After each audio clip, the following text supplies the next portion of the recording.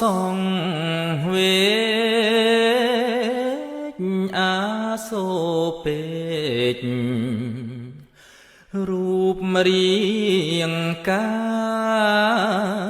យប្រងស្រីផងទាំងឡាយតែងបែកធ្លាយជា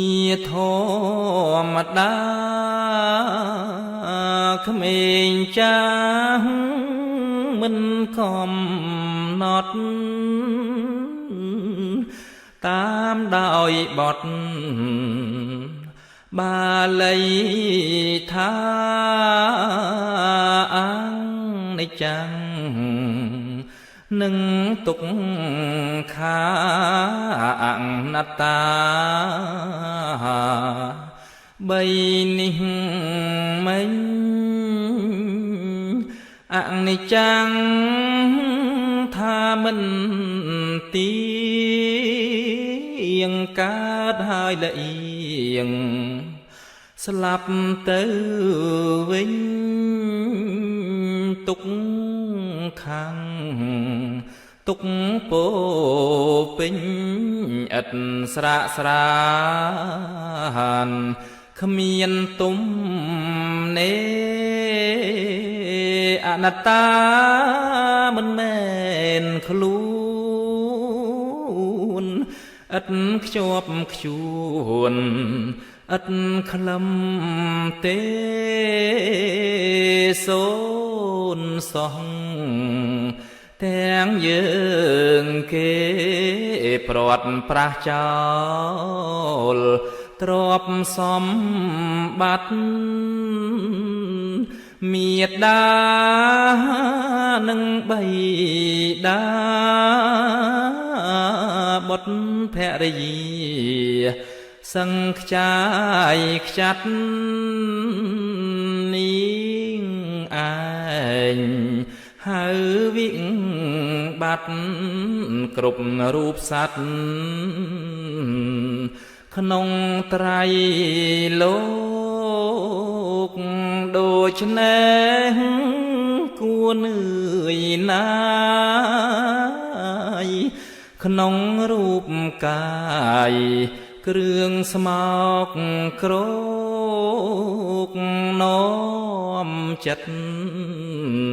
ឲ្យជាប់ជោគ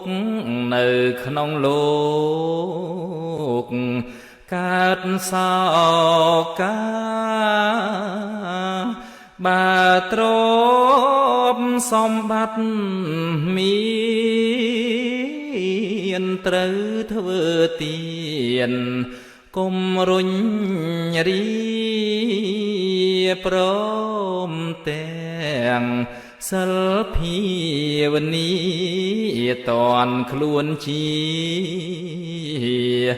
នៅធ្វើបានកុំធ្វេកុំប្រងើយកុំកន្តើយមិនដឹងប្រានត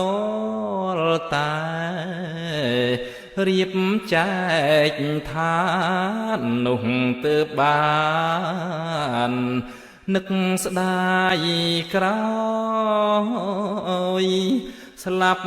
ទៅតែម្នាក់ឯងកូនចៅតែងរៀបចំ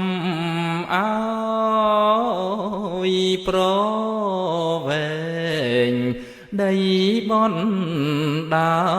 យតែ4ហັດសម្រាប់កប់ប្រសិនបើដុតវិញឆ្អឹងនោះមិញមួយកាញ់ចប់កូនចៅគេខ្ពើមស្អប់មិនហ៊ានខ្ចប់ដាក់លើផ្ទះ ម្ដេចគួកុំប្រមាទគួសង្វាតរករៀនលះចិត្តបាបឲ្យស្រឡាំងល្អអាក្រក់ចាត់ដោយឡែកអ្នកណាគ្មានទានសិលភាវនាខ្ជិលជាអណែកមនុស្សនោះទៅខាងប៉ែកពួកនរកជាដាច់ខាតមនុស្សណាមានទានសិលមិនមានខ្ជិលប្រឹងសង្វាតឧសាតាមអវាទតាមក្បួនខ្នាតព្រះចោមត្រៃមនុស្សនោះដោះខ្លួនបានរួចចែកឋានទុកចង់រៃបានសួរប្រសើរថ្លៃហើយនឹងបានព្រះនិព្វា